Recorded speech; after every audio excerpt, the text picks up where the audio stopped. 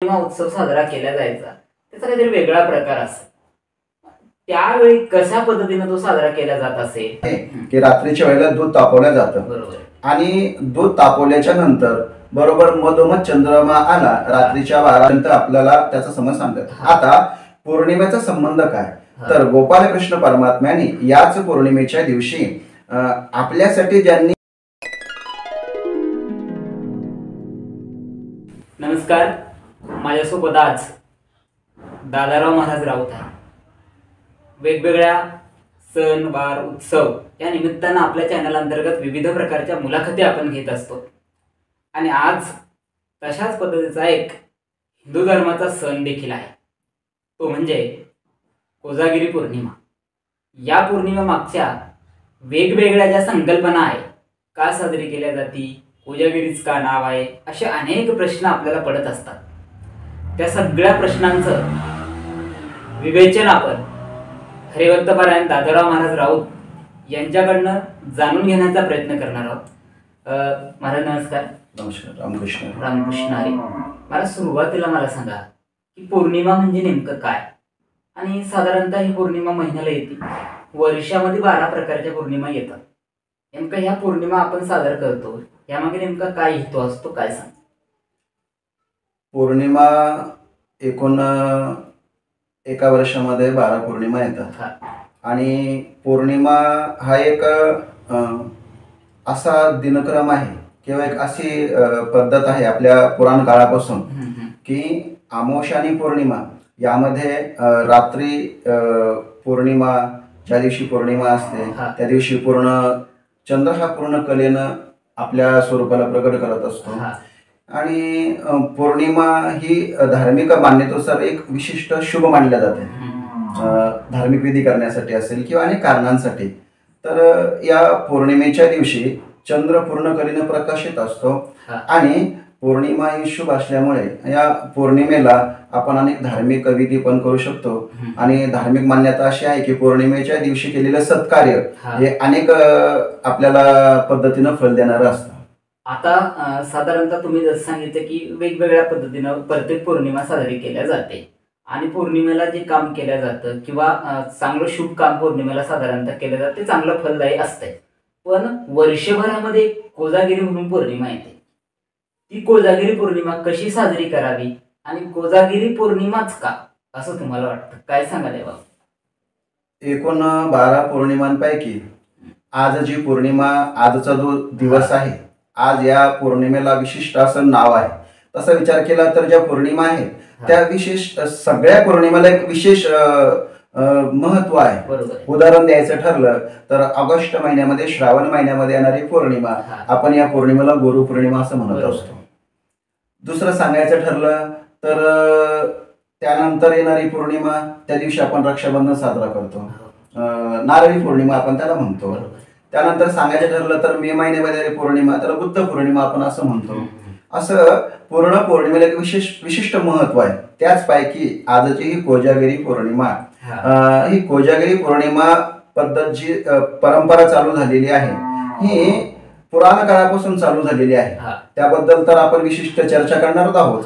पण सांगायचं ठरलं तर या आजच्या पौर्णिमेला साजरा करण्यामागे 2 कारणं आहेत. पहिलं कारण, आजचा हा दिवस महालक्ष्मी मातेचा प्रगट दिन म्हणून मानला जातो एक. आणि दुसरं, आजच्या पौर्णिमेच्या रात्री द्वापार युगामध्ये गोपालकृष्ण परमात्म्याने आपल्या गोपिकांसमवेत रास क्रीडा केली, आणि तो एक कारण. आणि एक लक्ष्मी मातेचं प्रगट दिन असल्यामुळे या पौर्णिमेला एक विशिष्ट असं महत्व प्राप्त झालेलं आहे. साधारणतः कोजागिरी, आता प्रत्येक पौर्णिमेचा जसा तुम्ही मगाशी उल्लेख केला की वेगवेगळे नावं आहेत, कोजागिरीच का नाव, कोजागरी असा अर्थ होऊ शकतो का, ज्या दिवशी जागरण केल्या जातं, असा काही संदर्भ तुम्हाला त्यातला सांगता येईल का? कोजागिरीच का? हो, आजच्या पौर्णिमेला कोजागिरी असं का म्हणतात, तुम्ही जो प्रश्न विचारला त्याच्या पाठीमागे कारण असं आहे. कोजागिरी या शब्दाचा जर आपण अर्थ शोधण्याचा प्रयत्न केला तर संस्कृत शब्दापासून कोजागिरी शब्द बनलेला आहे. त्याचा मूळ शब्द असा आहे को जागरती. को जागरती असा त्याचा मूळ शब्द आहे, म्हणजे कोण जागा आहे, बरोबर असा त्याचा मूळ शब्द आहे. आजच्या दिवशी जे जागरण करण्यापाठीमागे जे कारण आहे ते हेच आहे की आजच्या दिवशी जागरणाला विशेष महत्व आहे. कारण आजच्या दिवशी लक्ष्मी माता प्रगट झालेली आहे आणि लक्ष्मी मातेचं स्वरूप आपण वर्णन करायला गेलो तर एक पैसा म्हणूनच मानल्या जात नाही, तर यश, कीर्ती, संपदा ही आजच्या दिवशी लक्ष्मी माता आपल्या वाहनावरती बसून पृथ्वीवर रात्रीला विचरण करत असते आणि ती पाहते को जागरते, आज कोण जागा आहे, म्हणजे जो जागा असेल त्याच्या जीवनात मला यश, कीर्ती, संपदा द्यायची आहे. म्हणून आजच्या दिवशी जागरणाला विशिष्ट महत्व आहे आणि म्हणूनच को जागरती या शब्दापासून कोजागिरी म्हणजे कोण जागा आहे अशी लक्ष्मी माता पाहत येते आणि त्याच्या घरामध्ये निवास करते, म्हणून या पौर्णिमेला कोजागिरी असं म्हटलं जातं. छान असं एक्सप्लेन तुम्ही मला सांगितलं की कोजागिरी म्हणजे नेमकं काय. कोजागिरी पौर्णिमा साजरी केल्या जाते, पण कोजागिरी पौर्णिमा साजरी ज्यावेळी करतो ते वेगवेगळे पदार्थ देखील बनवले जातात. मग तो चंद्र त्या पदार्थात दिसल्याच्या नंतर मग ते काय करत असतात पुढच्या गोष्टी, तुम्हाला त्यातला चांगला अनुभव असेल किंवा माहिती असेल. प्रकाशाशी काय संबंध, चंद्राच्या प्रकाशाशी या पौर्णिमेचा नेमका काय संबंध आहे, काय सांगा. आजची जी पौर्णिमा आहे कोजागिरी पौर्णिमा, धार्मिक मान्यतेनुसार किंवा पुराण परंपरेनुसार जर आपण विचार केला तर आजच्या दिवशी रात्रीच्या वेळेला आपल्या भागामध्ये परंपरा आहे, पद्धत आहे की रात्रीच्या वेळेला दूध तापवलं जातं आणि दूध तापवल्याच्या नंतर बरोबर मधोमध चंद्रमा आला रात्रीच्या 12, 11:30, 12 पर्यंत, तर त्या चंद्राचा प्रकाश ते चंद्र त्यात पाहिला जातो आणि मग ते दूध प्रसाद म्हणून प्राशन केलं जातं. ते असं का केलं जातं त्याच्या पाठीमागं कारण असं आहे की चंद्रामध्ये मुळातच अमृत आहे आणि आजच्या दिवशी पौर्णिमेच्या दिवशी चंद्रमा हा पूर्ण 16 कलाने युक्त असतो, त्यामुळे त्यामध्ये मुळातच अमृत आहे. आजच्या दिवशी येतं असा काही संबंध नाही. एकनाथ महाराज एका अभंगामध्ये असं वर्णन करतात, चंद्रामृत सुखे सेवेवेल, म्हणजे त्यांचं असं म्हणणं आहे की ते वेगळ्या अर्थाने त्या ठिकाणी वापरलेलं आहे, पण चंद्रामध्ये मुळात अमृत असतं आणि आजच्या दिवशी ते विशिष्ट आहे. मग ते चंद्राचा प्रकाश त्या दुधामध्ये पडल्याच्या नंतर ते प्रकाशाच्या माध्यमातून त्या किरणांमधून ते अमृत त्या दुधामध्ये येतं आणि म्हणून त्या दुधामध्ये अमृत येतं आणि ते प्राशन केल्याच्या नंतर एक आध्यात्मिक उन्नती होते, 2 पारमार्थिक दृष्टीने आध्यात्मिक उन्नती होते आणि प्रापंचिक दृष्टीने, सांसारिक दृष्टीने आपलं आरोग्य. असं सांगतात की ज्यांनी शरद पौर्णिमेच्या दिवशी दूध प्रसाद म्हणून घेतलं तो निरोगी काया प्राप्त करतो. असं अनेक 1-2 कारण आपण या प्रकाशा संबंधाने, चंद्राच्या प्रकाशाने सांगू शकतो. छान असं कारण तुम्ही सांगितलं की चंद्राचा प्रकाशाशी संबंध किंवा कोजागिरी पौर्णिमेचा चंद्राच्या प्रकाशाचे जो संबंध येतो तो कशा पद्धतीने येतो, छान असं एक्सप्लेन तुम्ही मला. महाराज, वारकरी संप्रदायामध्ये या पौर्णिमेला अनन्यसाधारण असं महत्व आहे. वारकरी संप्रदायामध्ये प्रत्येक सणावाराला महत्व आहेच, पण ही पौर्णिमा वारकरी संप्रदायामध्ये कशी साजरी केल्या जाते, काय संबंध वारकरी संप्रदायाचा या पौर्णिमेशी आहे, तो कसा आहे, काय सांगा. वारकरी संप्रदायामध्ये ही पौर्णिमा साजरी करण्यापाठीमागे मुख्य कारण असं आहे की वारकरी संप्रदायाचं जे अधिष्ठान दैवत आहे, आपल्या सर्वांना माहिती आहे की पंढरपूरचा पांडुरंग परमात्मा हा वारकरी संप्रदायाचा अधिष्ठान दैवत आहे आणि या पौर्णिमेचा वारकरी संप्रदाय संबंध कसा हा प्रश्न आपण विचारला तर हा जो पंढरपूरचा पांडुरंग परमात्मा आहे हाच मुळातला द्वापर युगामधला गोपालकृष्णाचा स्वरूप आहे. आपण त्याला जर स्पष्टीकरण द्यायचं, त्याला जर पुरावा द्यायचा ठरला तर संत मंडळी वर्णन करतात की द्वारकेची मूर्ती तीही विठीवरी, म्हणजे द्वारकेचा तो पंढरपूरचा द्वारकेचा कृष्ण परमात्मा पंढरपूरला आलेला आहे. कोणासाठी आला तर तो पुंडलिकासाठी आला. पुंडलिकाच्या भावार्था गोकुळीवनी झाला येता, निज प्रेम भक्ती भक्ता घ्या घ्या आता म्हणत असे. म्हणजे कृष्णच हा पांडुरंग परमात्मा आहे आणि पांडुरंग परमात्मा हा वारकरी संप्रदायाचा अधिष्ठान दैवत आहे. इथपर्यंत आपल्याला त्याचा समज सांगतात. आता पौर्णिमेचा संबंध काय तर गोपालकृष्ण परमात्म्याने याच पौर्णिमेच्या दिवशी आपल्यासाठी ज्यांनी गोकुळामध्ये अवतार घेतला होता, ज्या ऋषीमुनींनी घेतलेला होता, ज्या वेदांनी भगवंताचं सानिध्य प्राप्त करण्यासाठी अवतार घेतलेला होता, त्या गवळणीला, त्या गोपिकांना भगवंतांनी आजच्या रात्री आपलं ते परमोच्च सुख, ज्याला आपण परम सुख म्हणतो, ज्याला आपण मोक्ष म्हणतो, ज्याला वारकरी संप्रदायामध्ये अनन्य असं साधारण महत्व ज्या सुखाला आहे, तेच सुख आजच्या दिवशी रास क्रीडेच्या माध्यमातून आपल्या गोपिकांना भगवंतांनी दिलेलं होतं. तेच प्रेम आपल्याला मिळावं, कारण त्याच गोपिका कलियुगामध्ये तो द्वारकेचा राणा तिथं कृष्ण होता, त्या गोपिकाच आज वारकरी संप्रदायामध्ये समस्त वारकरी बनून आलेले आहेत.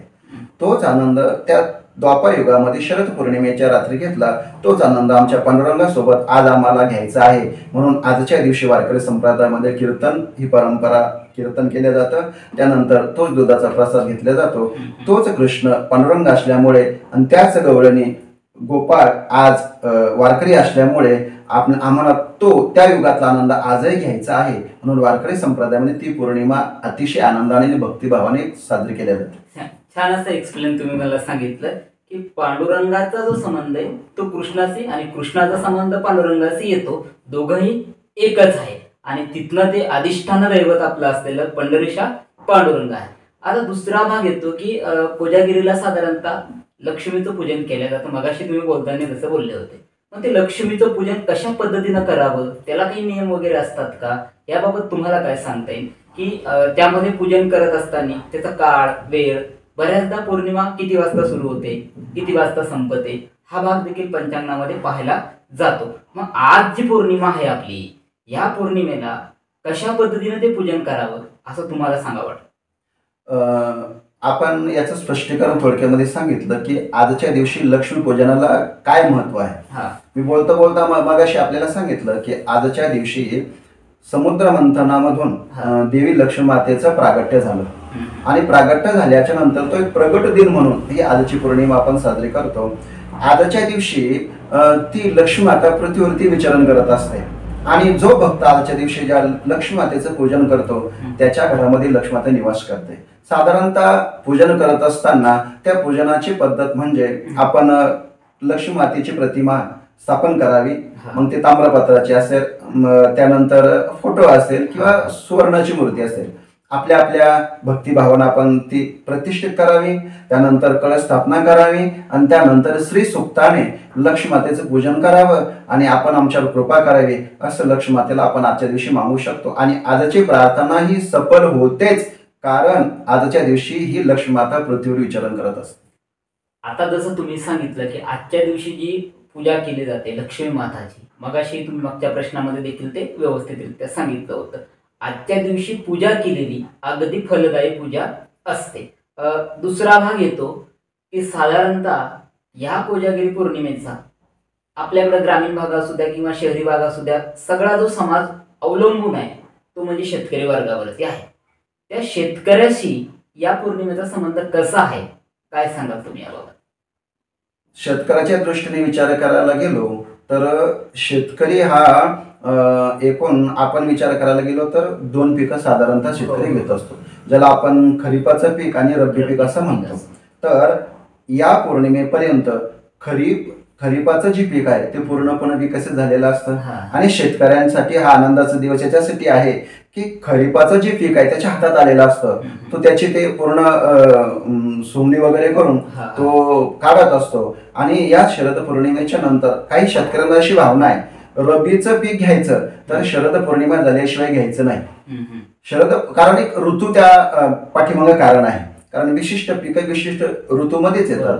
म्हणून आजची पौर्णिमा झाल्याच्या नंतरच पुढचं जे रब्बीचं पीक आहे शेतकरी त्यानंतरच ते घेत असतो. म्हणून शेतकरी वर्गाच्या दृष्टीने देखील आजची ही पौर्णिमा अतिशय महत्वाची मानली जाते. आता शेतकरी वर्गासाठी देखील ही पौर्णिमा महत्वाची, मगाशी आपण वारकरी संप्रदायासाठी देखील ही पौर्णिमा महत्वाची, म्हणजे सगळ्या भागासाठी महत्वाची ही पौर्णिमा आपण म्हणतोय. पण ज्यावेळी परत एकदा मी वारकरी संप्रदायाकडे येतो किंवा पौर्णिमेच्या जागरणाकडे येतो, वेगवेगळे जागरण आपण या दिवशी करत असतो. भजन असेल, कीर्तन असेल, काय नेमकी विशेष जागरण कीर्तन करत असताना विशेष अभंग गायली जातात का, विशेष गाणी गायली जातात का, असा काही नियम या दिवशी असतो का, काय तुम्हाला याबाबत स्पष्टीकरण देता येईल?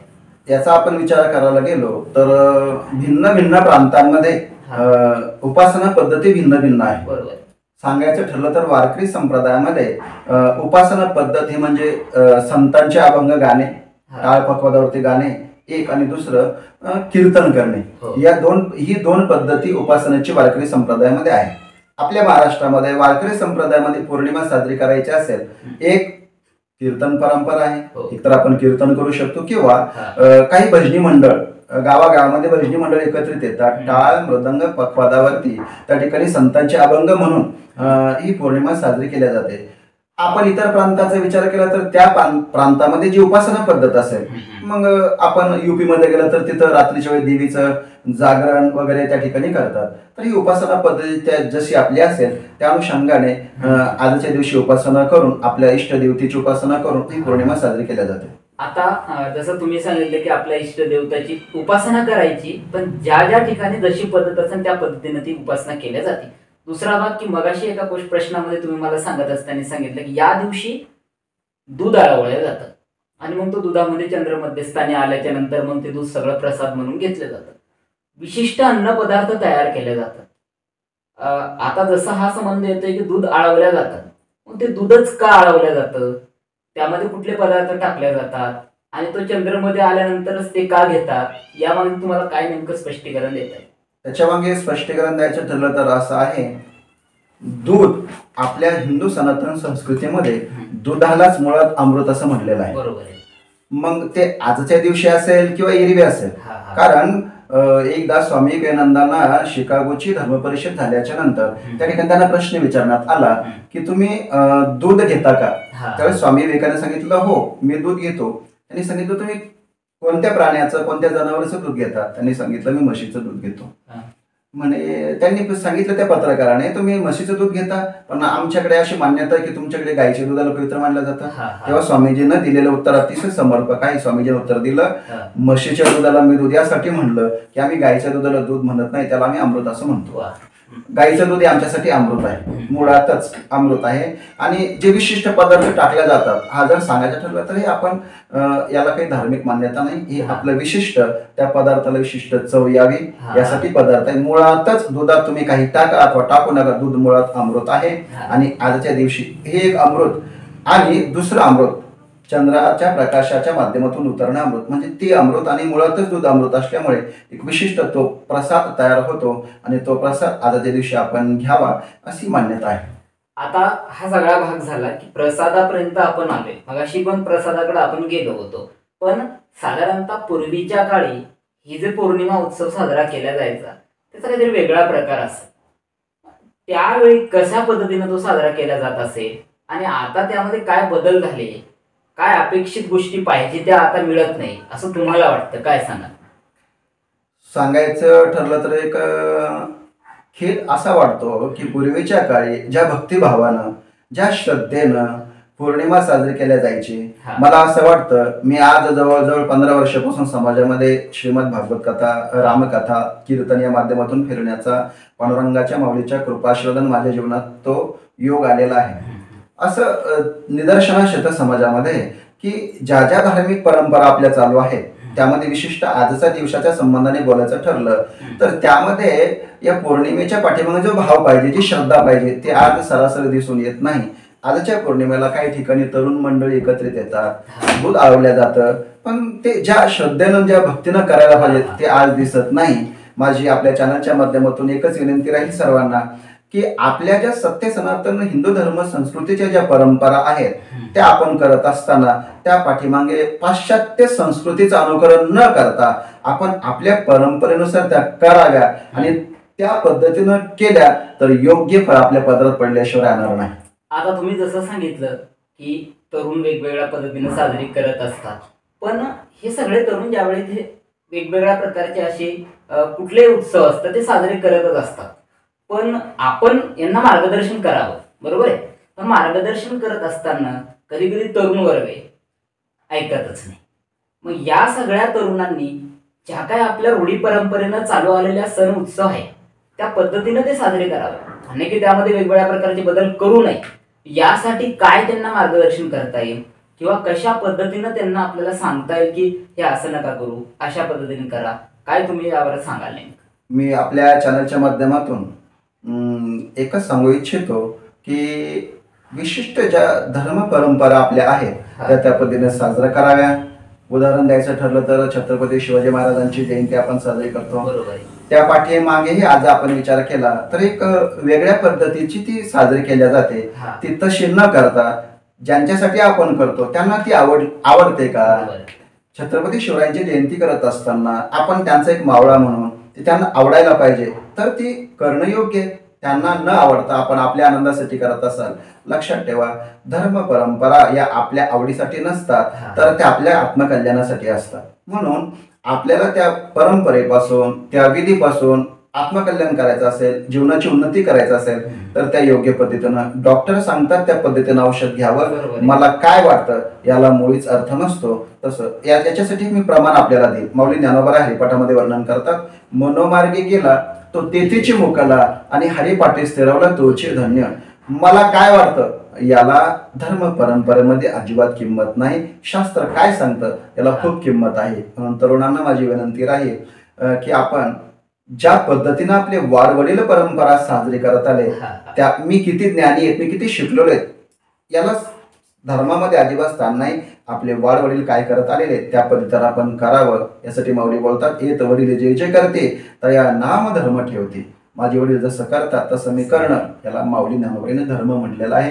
या पद्धतीनं आपण निश्चित करावं असं मला या ठिकाणी आपल्याला सांगायचं. छान असं तुम्ही सांगितलंय की अगोदरच्या लोकांनी किंवा मग अगोदरच्या समाजाने ज्या पद्धतीने वेगवेगळ्या प्रकारचे उत्सव सण साजरे केले असतील त्या पद्धतीनंच तरुणांनी करावे असा तुमच्या सांगण्याचा मागचा उद्देश साधारणतः होता. मला एका वेगळ्या प्रश्नाकडे मी जातो. ह्या प्रश्नामध्ये आता साधारणतः बघा, अमावस्या किंवा पौर्णिमा असते. अमावस्या पौर्णिमा आल्यानंतर पण तो एक नवीन एक प्रकार आहे, लिंबू वगैरे. हा प्रकार नेमका काय आणि अमावस्या पौर्णिमेलाच का नेमके हे प्रकार उद्भवतात? बऱ्याच ठिकाणी अजून त्या साधारणतः अंधश्रद्धेचा भाग असू शकतो, पण काही ठिकाणी समाज मान्यता देखील आहे. नेमकं हा जो भाग आहे, आता लिंबू वगैरे म्हटल्यानंतर तुम्हाला समजलं असं हा भाग काय. नेमकं या भागातला आपल्याला समाजाला जागृत करायचं इकडनं.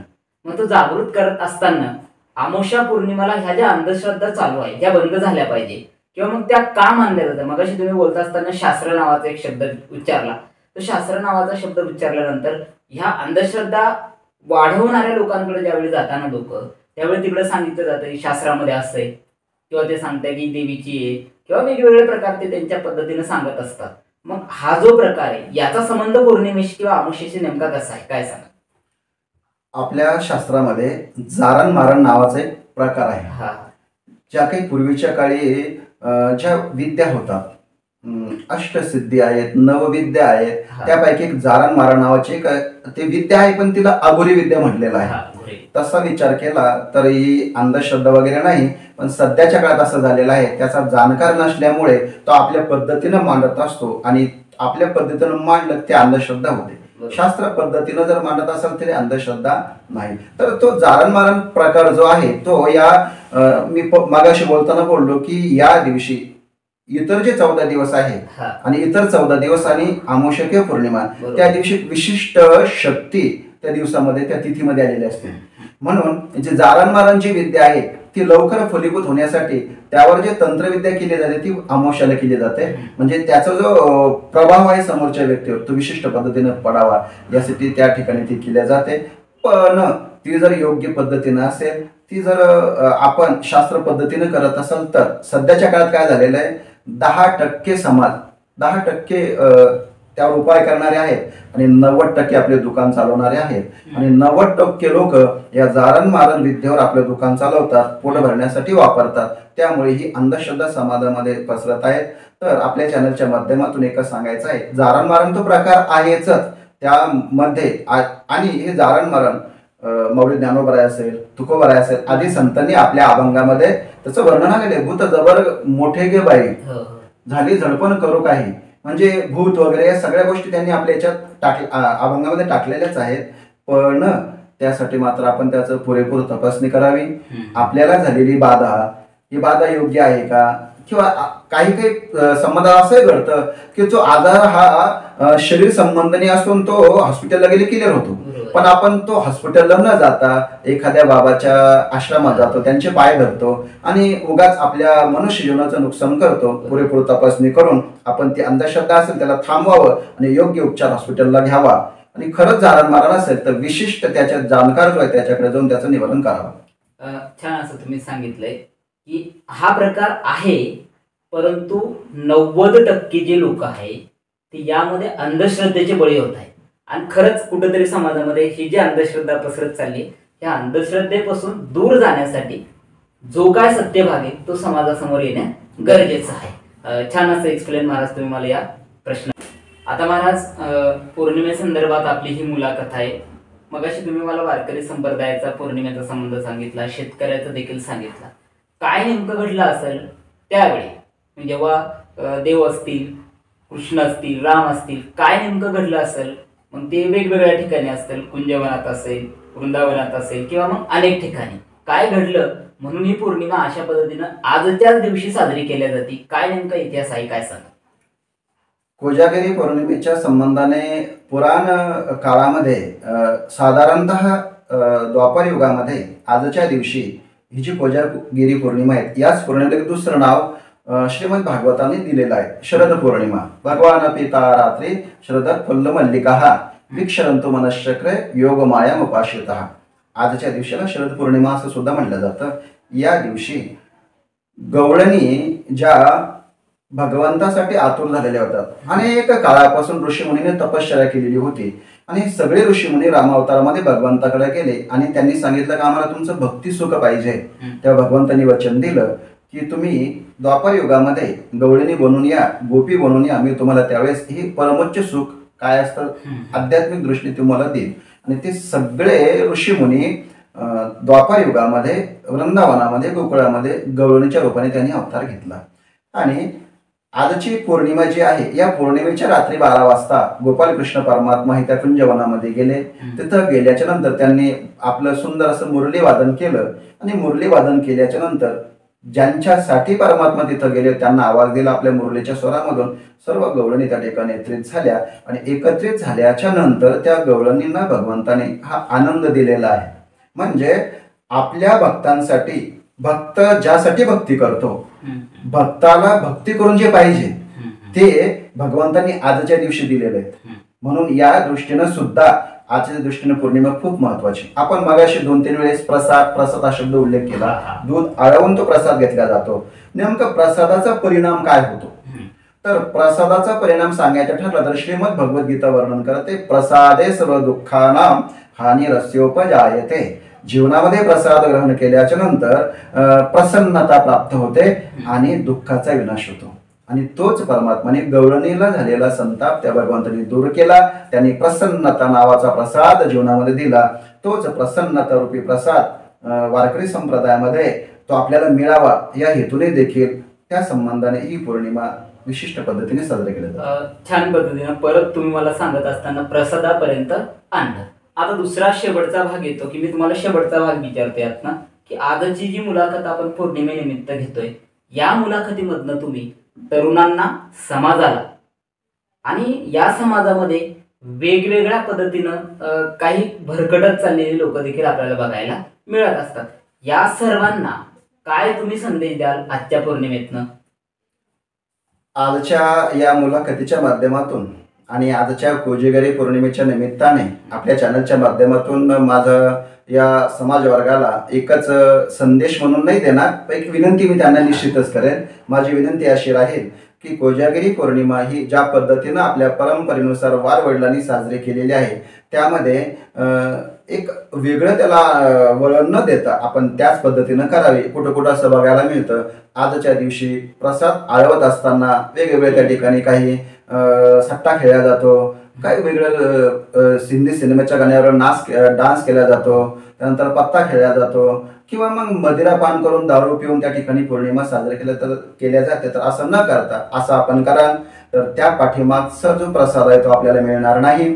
आपण धार्मिक पद्धतीनंच ती करावी, आणि धार्मिक पद्धतीनं जर केली तर ज्या हेतूसाठी आपण जागरण करतो तो हेतू आपला सिद्ध होईल. म्हणून एकच विनंती राहील, करबद्ध प्रार्थना राहील की कोजागिरी पौर्णिमाचं नव्हे तर मी वारकरी संप्रदायाचा पाईक माऊली ज्ञानोबा तुकोबारायांचा एक दास या नात्याने एकच विनंती करेल की ज्या ज्या धार्मिक परंपरा आहेत त्या आपल्या मनानं न करता धार्मिक पद्धतीनं, शास्त्र पद्धतीनंच कराव्या, जेणेकरून त्याचं फळ आपल्या पदरामध्ये यथोचित पडेल आणि आपल्या मनुष्य जीवनाचं कल्याण होईल, यामध्ये तीळ मात्र संशय नाही.